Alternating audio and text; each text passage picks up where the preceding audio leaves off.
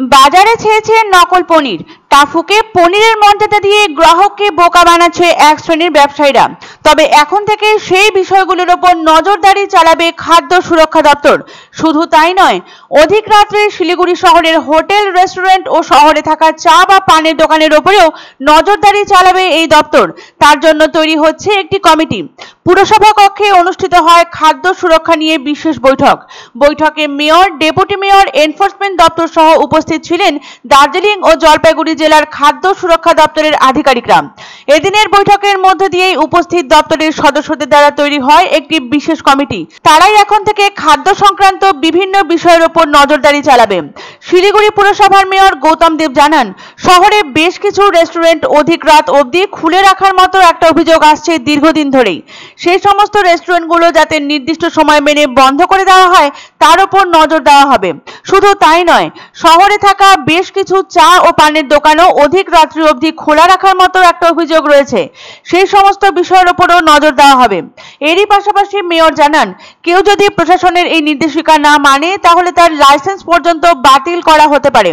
বর্তমানে নকল পনিরে ছেয়ে গেছে শিলিগুড়ি। সাধারণত 1 কেজি পনির তৈরি করতে 5-6 লিটার বা তার বেশি দুধ প্রয়োজন হয়।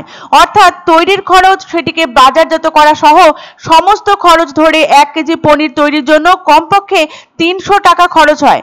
অথচ শিলিগুড়ির বাজারে বর্তমানে 200 টাকা কেজিতেও পনির পাওয়া যাচ্ছে।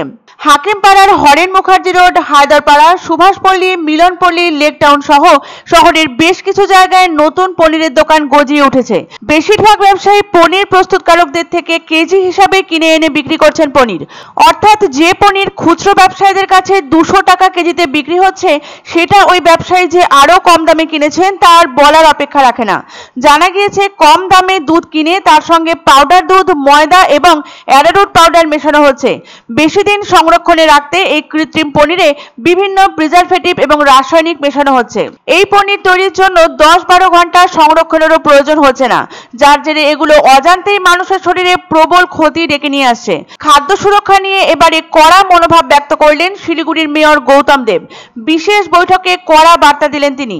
শহরের বুকে নকল পনির বিক্রির রমরমা, অধিক রাত অবধি খোলা কিছু কিছু রেস্তোরাঁ ও চায়ের দোকান, সব মিলিয়ে কড়া নজরদারির বার্তা দিল প্রশাসন।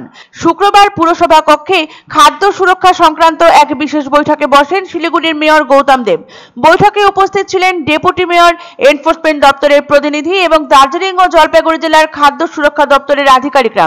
গঠিত হয়েছে একটি বিশেষ কমিটিও, যারা বাজারে খাদ্যপণ্যের গুণমান ও নিয়ম লঙ্ঘনের উপরেও নজরদারি চালাবেন। মেয়র জানান, কিছু রেস্তোরাঁ বা দোকান নির্ধারিত সময়ের পরেও খোলা রাখা হচ্ছে, যা সম্পূর্ণ নিয়ম বিরুদ্ধ। ভবিষ্যতে কেউ নিয়ম না মানলে লাইসেন্স বাতিলের মতো কঠোর পদক্ষেপ নেওয়া হবে বলেও হুঁশিয়ারি দেন তিনি। প্রত্যেক সপ্তাহে যাতে এরা এদের সিস্টেম অনুযায়ী জায়গাগুলোকে পরিদর্শন করে সেটাকে সার্ভেলেন্সটা বাড়ানো, তার জন্য একটা টিম আমরা করতে বলেছি। ওরা বলেছে যে এই টিমের সাথে পুরসভা স্যানিটারি ইন্সপেক্টরদের যুক্ত করবে।